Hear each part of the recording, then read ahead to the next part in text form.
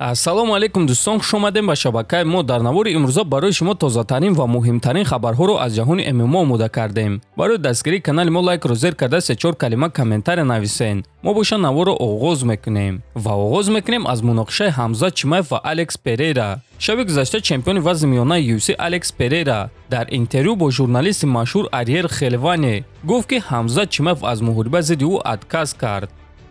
ма ба назди менеҷери худ омада гуфтам ки гӯш кун, ма чанд рӯз пеш вазнкамкунӣ вазнин доштам ва худи ҳозир ма боз вазни 84 килограмм карда наметонам, аммо ба UFC расон ки ма ӯро ба муҳориба дар вазни 93 килограмм даъват мекунам. мо метонем ки моҳи январ дар турнири UFC 283 дар Бразилия муҳориба гузаронем, лекин Ҳамзат Чимаев барои ин муҳориба розӣ нашуд.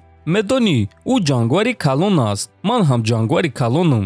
биё ин корро дар вазни ним вазнин, яъне 93 килограмм кунем, то ин ки дар вақти вазнкамкунӣ мо худро азоб надиҳем. ана ҳамин гуна мо ба ӯ муҳориба дар Бразилия дар вазни ним вазнин пешниҳод кардем, гуфтааст Перейра. ва дӯстон, Чимаев дарҳол дар ин суханҳои Алекс ҷавоб дода дар поёни ин навор чунин суханҳо навишт: ман худам ин муҳорибаро дар Бразилия аз онҳо талаб кардам. камарбанди қалбакӣ, мураббии қалбакӣ, ҷангвари қалбакӣ, навиштааст Чимаев.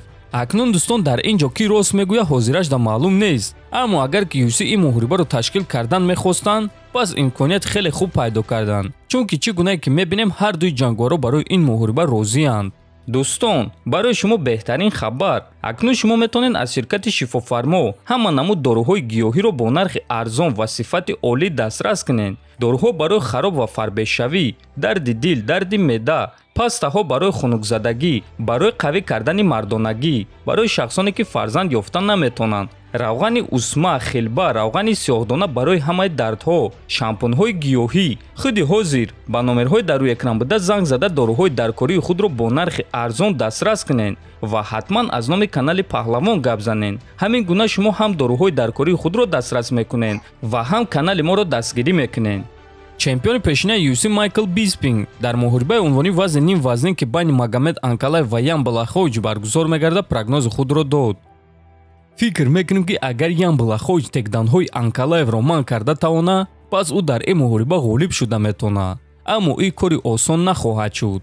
Магомед аз Доғистон аст ва ӯ устоди варзиш дар самбо аст. барои ҳамин текданҳо нақши асосиро мебозанд. Магомед дар стойка низ хуб меҷангад, аммо Блахович дар стойка хубтар аст ва ӯ зарбаи хеле вазнин дорад. ҳамаи гап дар он аст ки Блахович дар пойҳои худ истода метавонад ё не.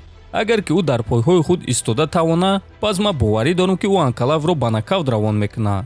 агар ки истода натавона, пас Магомед ӯро ба замин афтонда дар замин ӯро шикаст медиҳад, гуфтааст Биспинг. хотиррасон мекунем ки муҳориба байни Магомед Анкалаев ва Ян Блахович аллакай шаби 10 декабр баргузор мегардад ва муҳорибаи асосии турнир шуда барои камарбанди вазни ним вазнини UFC хоҳад шуд. мураббии Ислам Махачев Хавьер Мендес гуфт ки шогирдаш Ислам Махачев сазовор нест ки дар рейтинги беҳтарин ҷангвар новобаста аз вазн дар ҷои дуюм бошад. гӯш кунед, шумо ин чизро ба монанди ман хуб медонед. Ислам бо шарофати танҳо як муҳориба дар рейтинги паунд фор паунд ҷои дуюмро ишғол кард. савол: чӣ гуна?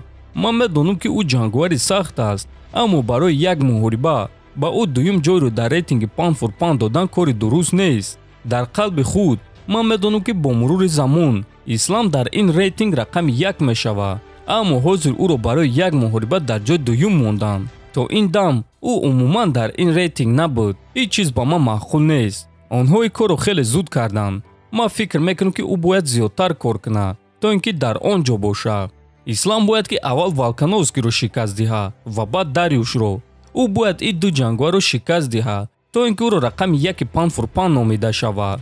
бинем ки Волкановский чӣ кор кард. ӯ ҳамаи довталабони вазни худро шикаст дод ки дигар ягон довталаб намонд ва Ислам ҳам бояд ана ҳамин корҳоро кунад. боз такрор мекунам, ман ҳис мекунам ки Ислам беҳтарин ҷангвари ҷаҳон аст, аммо барои ин статусро ба даст овардан ӯ бояд ки ҳар як рақиби худро шикаст диҳад ва ана ҳамон вақт ӯро якум рақами паунд фор паунд номида мешавад, гуфтааст Мендес. дӯстон, ман фикр мекунам ки UFC ин корро ба он хотир карданд ки муҳорибаи Ислам Махачев ва Александр Волкановский шавқовартар шавад. якум рақами паунд фор паунд зидди дуюм рақами паунд фор паунд. худи шумо дар ин суханҳои Мендес чӣ фикр доред? метавонед фикротонро нависед. ҳатман дар канали мо обуна шавен то боздид хонободу сарбаланд бошед.